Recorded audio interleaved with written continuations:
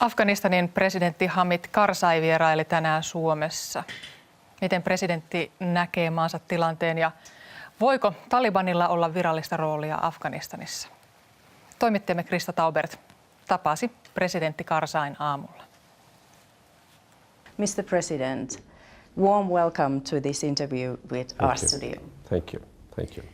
Afghanistan is still a very poor country, and even if the things have improved enormously from the beginning of 2000, how would you explain to the Finnish audience that it's still crucial for the Finns to be part of the rebuilding Afghanistan?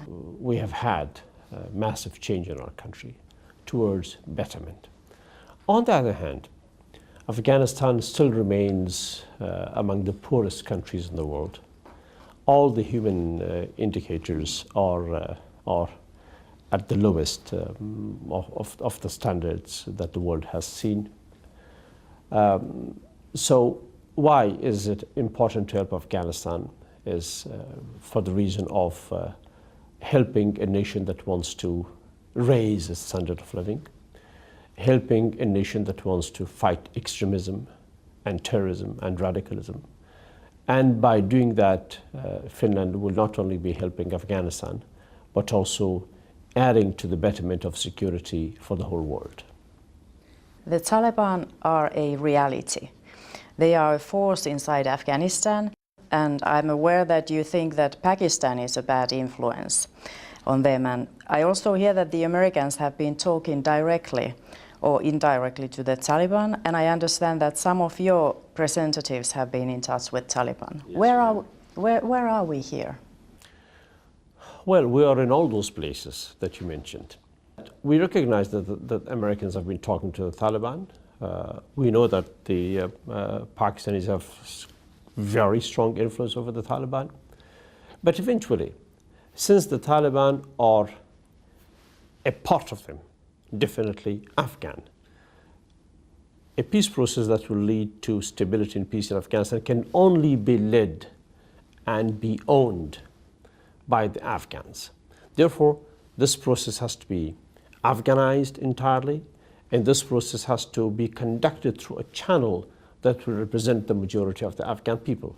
That channel is the High Peace Council of Afghanistan, and it's only through that process and the channel that I explained, the High Peace Council of Afghanistan, that we can have a proper, sustainable peace. Is there going to be an agreement so that the Taliban can join the part of the political body in Afghanistan before the presidential elections? Well, why not? We have a constitution.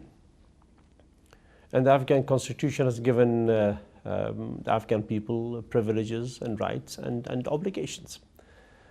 Within this constitution, any Afghan has the right to stand for elections and to stand for political activity and to have freedom of speech and expression and to have the rights that the Constitution has given to the Afghan people. So yes. So the Taliban can even run for the election? Absolutely. Once they join the Afghan peace process, once they accept the Afghan Constitution, why not? There are areas in the Constitution, of course, that the Taliban may not want. But that too is possible to amend through a decision-making body of the Afghan people, which is the Afghan Loya Jirga, the Grand Council of the Afghan people. That too can be possible if the need be and if the people of Afghanistan agree to it. Let's talk about the civil society. What role do you see for the civil society in imagining your country's future? Afghanistan traditionally had a very strong civil society. Now, with the difference, we in Afghanistan have strong communities, had strong communities in the past. That structure of communities was damaged by the years of war and upheavals in Afghanistan. Impositions were made from outside on the Afghan society. One was the imposition of communism by force by the former Soviet Union on the Afghan people, and a way of life that the Afghan people did not accept. The other was the imposition of radicalism by the West and Pakistan in the name of the Afghan resistance against the Soviet Union, in the name of the jihad of the Afghan people. that has damaged our communities. But still our communities are strong. So the traditional community, the village elder, the village clergy, the village spiritual leader, and the community as such is there. There is also the new civil society that you recognize in the West, the civil society of the urbanites. That is also emerging and strongly emerging. So what I wish is a combination of the two, the traditional community, civil society, and the modern urbanized civil society to work together towards a strong and democratic Afghanistan. You've said that encouraging children towards education, particularly in education of the girls, is vital and important. Still, occasionally there are attacks against female students and their teachers or school buildings. What can you do about this? There are not only attacks against girls and women teachers, female teachers. There are attacks against education itself in Afghanistan. Boys and girls, men and women are under attack. So unfortunately, this is what we have. But we're working against it every day. Yesterday, just before I flew towards Finland, my weekly speech was once again on urging the Taliban not to attack schools, not to attack education.